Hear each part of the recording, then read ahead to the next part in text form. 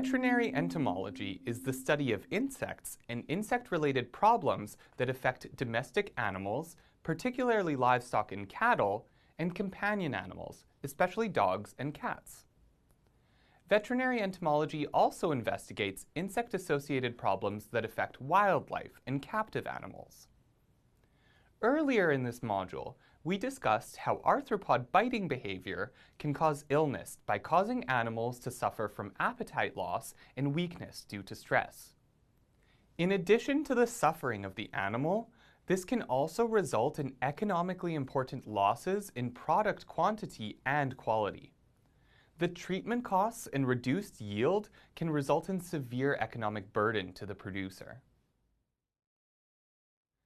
Feeding by some species of mites can cause persistent inflammation of the skin of their animal hosts. As mites burrow into and feed in hair follicles or skin tissue, they cause severe itching and skin lesions. Long-term infestations of certain mite species can cause crusty formations on the skin and hair loss from excessive scratching in response to mite activity. This disease is known as mange. Mange is a common and highly contagious skin disease in animals which spreads by contact. Livestock afflicted with mange must be quarantined to prevent further dissemination of the mites to other members of the herd. Treatments can be costly, especially if the disease is widespread. Another unfortunate aspect of mange is that the disease can potentially be passed to humans depending on the species of mite. Although a dermal infection of mites may sound distressing, infestations by species which do not normally use human hosts typically results only in mild symptoms, which resolve themselves without significant intervention. Aside from causing disease directly through host feeding, some biting arthropods also transmit disease-causing organisms, which include filarial nematodes, viruses, and bacteria that can weaken or kill the animal hosts. Let's first look at an example of an arthropod-transmitted filarial disease, the dog heartworm. Dog heartworm is a disease transmitted by the bite of an infected mosquito that affects, you guessed it, canines. The mosquito acquires microscopic nematode larvae as it feeds on an infected dog. The worms are then transmitted to another host when the mosquito feeds again. As the nematode larvae mature, they become larger and begin to accumulate in the heart, lungs, and blood vessels. Large numbers of worms within a dog can cause blockages within the circulatory system, which can lead to exhaustion, abnormal lung functions, and eventually death. Treatment for an established dog heartworm infection can cost between $400 and $1,000, although preventative medications are available. The treatment kills the worms within the dogs, but the dogs remain vulnerable because the bodies of dead worms can still cause blockages or inflammation until they are removed by the immune system. Unfortunately, dogs do not develop immunity against the heartworm after infection. Recurring infections are possible, and the use of preventative medications are recommended by veterinary agencies. On rare occasions, these nematodes can infect humans. Humans are dead-end hosts for these parasites, meaning that the parasite cannot continue the disease cycle or be transmitted from an infected human. It rarely causes problems in infected humans, although lesions created by heartworms can look like more serious conditions in X-rays, such as cancer, which can lead to invasive biopsies. The most important arthropod-borne diseases in animals are the ones that cause substantial economic losses in the livestock industry.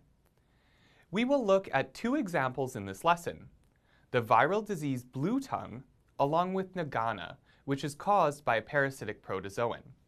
Blue tongue disease is caused by RNA viruses, called the blue tongue viruses, which are transmitted by biting midges from the genus Culicoides. It affects domestic and wild ruminants, such as cattle, goats, buffalo, deer, and elk. However, sheep are most severely affected and often develop swelling and cyanation of the tongue, hence the name blue tongue disease.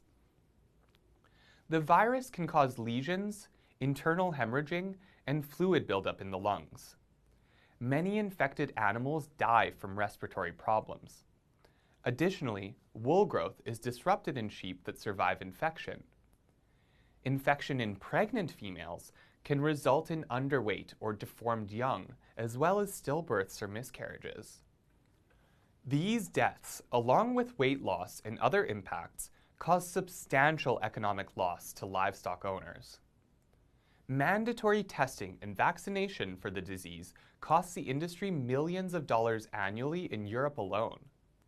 The use of vaccines and changes to farming practices, such as keeping animals indoors during times of high midge activity from dusk until dawn, can be used to reduce infection rates. Nagana, or animal trypanosomiasis, is caused by several species of trypanosomal parasites transmitted by tsetse flies. Some breeds of cattle from affected regions are tolerant to the disease, and research efforts have led to increased use of trypanotolerant cattle, which can be reared for food even in areas with large tsetse fly populations. The disease-causing organism infects the red blood cells of cattle and causes fever, weakness, and lethargy.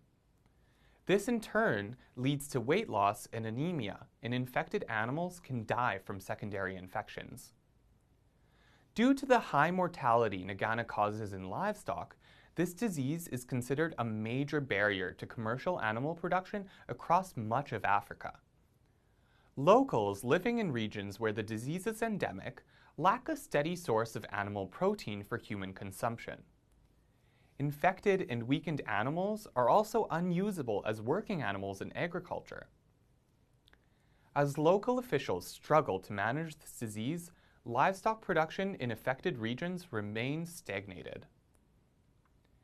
Research efforts have led to the use of trypano-tolerant cattle, which can be reared for food even in areas with large tsetse fly populations. With this, we have come to the end of our discussion on examples of insect-borne human and animal diseases. In the next video, we will switch gears slightly and focus on examples of plant diseases that are vectored by insects.